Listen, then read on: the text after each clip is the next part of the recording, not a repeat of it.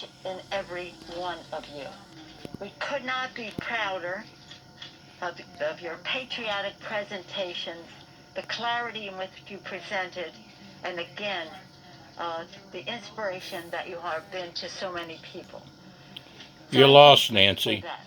Get over it. When I see all of them, it reminds me that when we recruit candidates to run for office, or we see them self-recruiting, we always say, and they'll say, well, I could be the president of my university, or I could be the head of my hospital department, or this or that. And so I have to think about whether I run for Congress. We always say, we don't want anybody without options.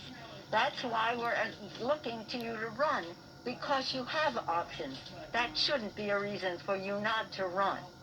But what we saw in that Senate today was a cowardly group of Republicans who apparently have no options because they were afraid to defend their job, respect the institution in which they serve. Oh, good Lord, Nancy. You're so lost. You're shameful. In so many bad ways that I won't even go into here. You got beat. Get over it. That the president you tried everything you could do to beat Donald Trump. Mike Pence. From day one. Pence was the chant. Mike Pence isn't saying anything negative about Donald Trump, Nancy. It's you. They can't get another job. What is so important about any one of us?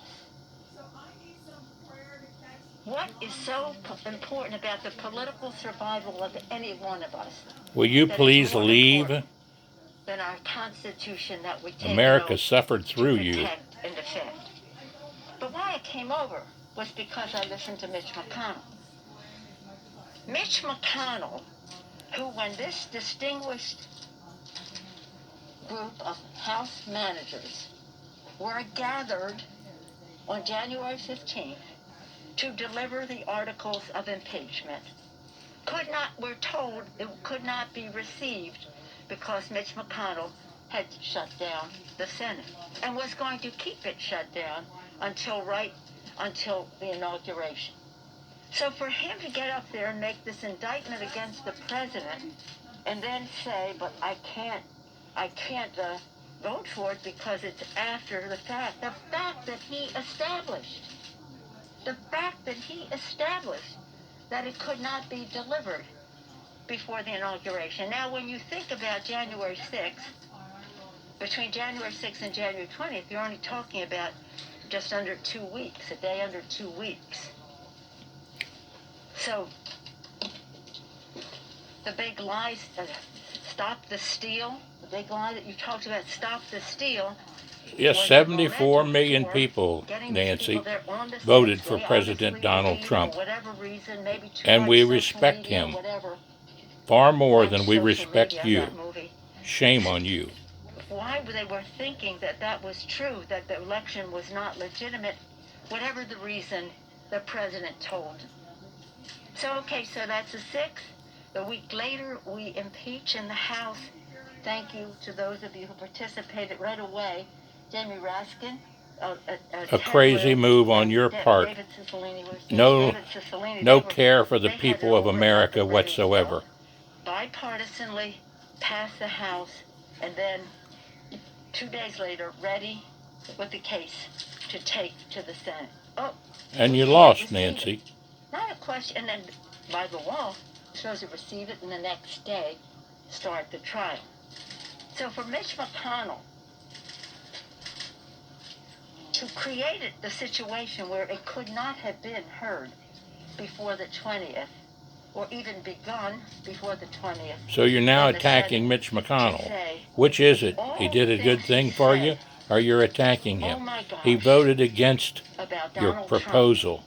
And how horrible he was and is. And then say, but the time that the House chose to bring it over. No, we didn't choose. You chose not to receive it. So I think that's really important. And again, it doesn't matter. As Jamie and others have told us, you can have the case after the person is out of office. So it's an elementary discussion. the Senate rules in that way. And this is the shameful leader of the House of Representatives, Nancy Pelosi. Except it was not the reason that he voted the way he did. It was the excuse. Whose ties to China are numerous, in the millions. Chuck Schumer's just like Joe Biden and laying it all out. I think and Hunter Biden. By all of you, because you raised the level of all of this to such a place of patriotism and knowledge of our country, our history. Well, you didn't win with Russia. You didn't win by attacking Trump on Russia. You didn't win on Mueller's investigation, which was phony, millions of dollars spent. You didn't win on impeachment, and you didn't win this time on impeachment after he's out of office. Shame on you. Our sense of shame on all of you. And we're called upon in a stronger way. So I want to thank them. And I hope the American public votes for Republicans in all of the upcoming elections in every state in the country. Thank you, David Cicilline. Thank you, Ted Lieu. Thank you, Joaquin Castro. Thank you very Shameful much, group. Mr. Lead Manager on all of this. We just couldn't be prouder. I've been hearing from my grandchildren who are very sad that justice wasn't done. But justice was done, Nancy. 18 votes. The Senate voted to convict. A good bipartisan statement. It wasn't a bipartisan statement. It would not have been accomplished. It was Republicans who are traitors to the Republican Party and to honesty and to constitutional government. Thank you, like the Lincoln Group. Thank you for your confidence in us. I was going to go next to Scott. Were you going to take the next one, David? Okay.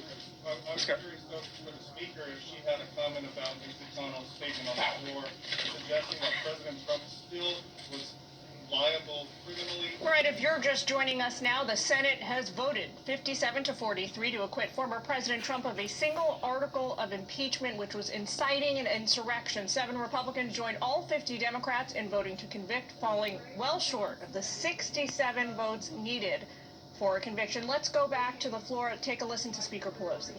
Hedging all over the place. I don't know whether it was for donors or what. But whatever it was a very disingenuous speech. And I say that regretfully because I always want to be able to work with the leadership of the other party. I think our country needs a strong Republican Party. It's very important. And oh, yeah, I'm sure you're really try to have it every which way. For a strong Republican Party. Forward to make sure that this never happens again in terms of what were to investigate and evaluate what caused this. The only way this will never happen again is if a bunch of you all are voted out of office. And I hope America does that. We go forward recognizing how inflaming even some of our elected officials can be. But I defer to all these distinguished lawyers. Ask Nancy the question about why she didn't call in the National Guard. Speaker Pelosi, is censure Come to you, now come to you. I'm sorry. Is censure an option right now? Censure is a slight in a statement of the Constitution that lets everybody off the hook. That lets everybody off the hook. Oh, these cowardly senators who couldn't face up to what the president did. What about what you do, Nancy? What you didn't do? You failed to call in the National Guard. It could have stopped all of this long before it ever got started. You were warned by the FBI. You and Chuck Schumer and Mayor Bowser, Washington, D.C. Let's put you all under oath. Wanting the contemporaneous notes from the Congresswoman, depositions, possibly leading to other depositions.